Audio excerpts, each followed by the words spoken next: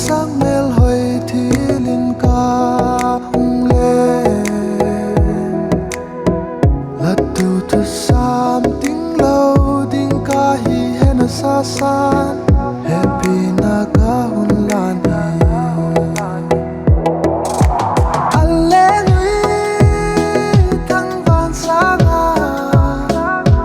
van dum khela nang duat tiam zo ting kit chu na lengui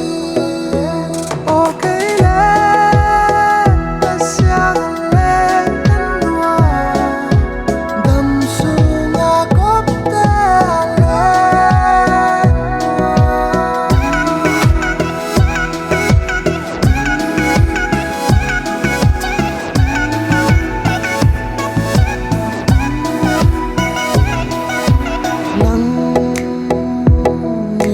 đôi đàn he tiam chung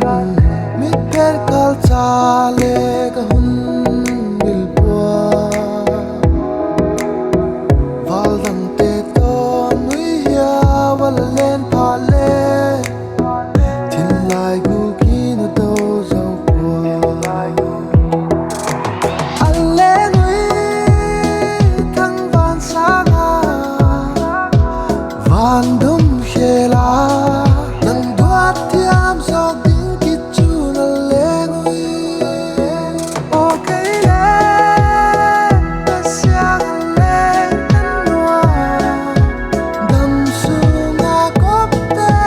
le